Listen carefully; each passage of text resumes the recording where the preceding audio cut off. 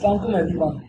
Thank you so much for joining us in today's session on one more book, one of the many books that we actually covered in these individual reviews. And before proceeding, this is a new angle. Previous video basically just had a half profile in it. So this is good to show the library at the back, but at the same time to provide an opportunity for us to have a better view of the library overall. In today's video, we're just going to be talking about this book, Interpretative Reporting. And whilst this book specifically talks about journalism, mass communication, and media-related analysis, it easily applies to statistics, it definitely applies to public health, and it certainly is a lot more important when we talk it holds more importance and must also be given its fair share of reverence when we take into account the fundamental necessity of providing a scope and brevity for a contextual analysis on any topic. The field does not matter. It is how you take that field forward that holds weight. And it's definitely something which I would recommend to. I would not only recommend over to those who are actually in the field themselves, and to mass communication, to journalism, to digital marketing. Digital marketing in the sense that if you are a part of a think tank or if you are responsible for interpretation of socio-political and socio-economic circumstances, especially economics, in the context of policy development as well. But as someone writing a thesis in a master's degree program, or for someone doing a PhD, the poor bastard, in my honest opinion, and definitely anyone who has to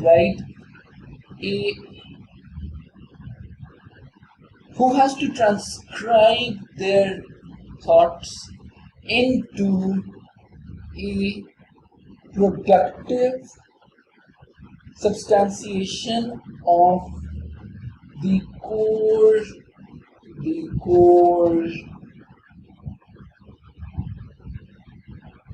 tenets that help us in ascertain a beginning, middle, and end.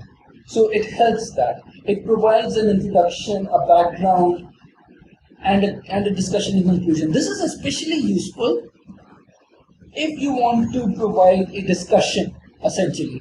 It helps in emphasizing that particular aspect. So it goes through it from the context of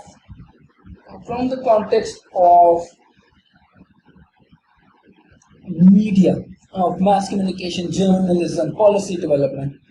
But you could easily apply it to other fields as well. It talks about not only about sentence patterns, of human interest factor, of other books which actually emphasize these core things. How do you lead your discussion, right? And what is the best way to hook a person towards your key point, your emphasis, your ethos? And it actually even goes about in what are the key steps that you need to take when you are even designing your work, how it goes about that whole aspect. And like just to give you an example, take for instance this small little aspect. When it talks about how leads work, lead over here basically is referring to how do you present the beginning of your research article, your thesis, your journalistic submission, your report, your observations, even comments within the context of Facebook as well. So it talks about, say, the cartridge leak, as just as an example. When wars declared or ended, a president or some other widely known figure dies, and on similarly important occasions, it is customary to tell the gist of the news in the fewest possible words. As for example, Mayor Charles A. Brinshaw is dead. Stories written entirely in such staccato fashion have a breathtaking quality. Consequently, the style should not be used too extensively but reserved for occasions of particular importance. Likewise, we have the punch lead. What has traditionally been called a punch lead performs a function similar to that of the cartridge lead, but it is not so short, abrupt, or definite. Since the Second World War, it has grown in popularity, and on some newspapers is used for almost any kind of story, not just stories of presumed extra newsworthiness. And then it gives some examples. A policeman has been suspended on charges that he deserted his school crossing post, for example. And it then goes on to talking about how you could go through other aspects in it as well. What are the key readabilities, and in the context of cliches, surveys, how do you go about with surveys? How do you take into account meetings, conventions, and speeches? How do you maintain the overall ethos of your descriptions and your substantiation of a comprehensive and clearly concise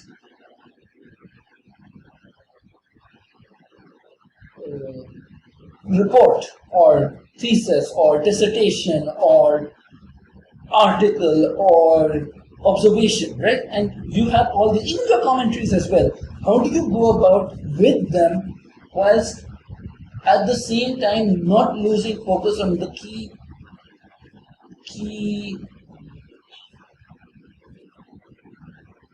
zeitgeist or realpolitik, or rather the punkt, Grundpunkt specifically. How do you go about with that grounded theory essentially? And that even if, for example, you're going with a phenomenological perspective, it talks about that as well. So it's definitely recommended in that regard. It's definitely a book that you can read up on further. It's available in the TCA library. It's available for everyone to go through. And it's one of those elements which is worth noting, because the core point of interpretative reporting unfortunately has given way for partisan and duplicitous and very malaise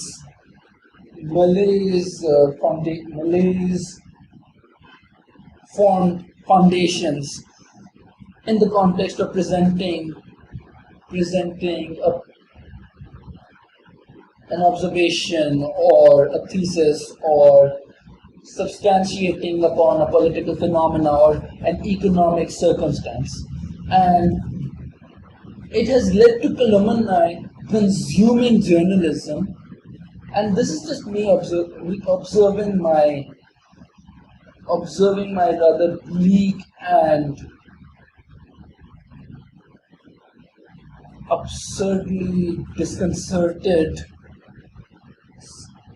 situation as far as the country itself is concerned. And I'm not going to go into the details on the matter for the simple reason that if I do, I become partisan as well, and that's not exactly fair to anyone if they have interpretations and views and perspectives on a matter. And it would not be fair to them. It would not be fair to anyone really. You are entitled to your opinion. You have a right to uphold an opinion. It is your principal human purpose to have an opinion. It does come with the realization that you might not always find people who agree with you, and if you don't find people who agree with you, well, that's where interpretative reporting comes in. So it basically emphasizes that if there are libraries in an area, one party will say that you should like and subscribe their YouTube channels, right? They would tell you that they deserve your support because they are talking about key points that are not available in the regular market or not available in any structured context. But on the other hand, you also have the other side, which says that open access documentation is flawed and is unappreciated and reinforces the need to avoid having new information put forward. Because at the end of the day, corporations need to make their money because the money is what the capital, or rather the all-consuming urge to fulfill the basic requirement of filling their coffers at the cost of human investment, social capital investment, human capital investment, human resource investment. That is a subsidiary requirement. That is a secondary prerogative, a secondary and inconsequential necessity. That is what people tend to misconstrue from such discussions about libraries, such discussions about antiquated technologies, about technologies which do have a place in Pakistan. Because at the end of the day, we have resource limitations and hindrances. So long-term and sustainable maintenance of systems requires us to acknowledge this core point, this Grundpunkt, if you will, that if we are not able to maintain our resources which focus on sustainability, something which is very important in interpretative reporting, it's a responsibility in fact, it is our right, it is our responsibility and thus the right of readers to know the actual circumstances that they are in. Truth may be relative in some circumstances, but in others it is far too glaringly obvious and cannot be disregarded so callously. We must be particular about our interpretations for our own sake and for the sake of the cause that we pursue. Duplicity is what leads to a disregard of causes, resulting in calumny and hypocrisy in reading into it and thus disregarding it as something worthwhile. And I feel it's important that we have that discussion now, we have that discussion whenever it is possible for us, because if we don't do so, who will, right? We need to have that acknowledgement in this regard. And I thank you for at least indulging this rather palindromic and verbose accumulation of thoughts culminating in this particular thesis point, that if there are open libraries in your area, if there are books available over there, books like this, for example, where interpretative reporting comes in, it is your duty, at least as a reporter, as someone who is noting that observation and sharing it with others, that you share it as it is seen. Ideally, you just take a recording of it through a video. You take a video camera and just record it as you see it, and then you just put it down into words. Sometimes it's just good to have those words put down, because if you just make a video, there will still be a small audience who will have a misinterpretation of your video. So you have to put it down in words to clearly identify that this video is meant to emphasize this point. And that's where the interpretative reporting comes in, that this is what you saw, and this is what you observed, and this is where you stand. So definitely a good book to have. If you are able to get your copy of it, then you could look it up on Google and you could look into the matter overall as far as this field is concerned. In fact, it's a very substantial and important part of mass communication. Definitely worth checking out, especially if you're writing a thesis or writing a research article or reporting on an event that is happening. It gives weight to your perspective. So, thank you so much again. for pairing with me, and I hope that all of you have a good day. Cheers.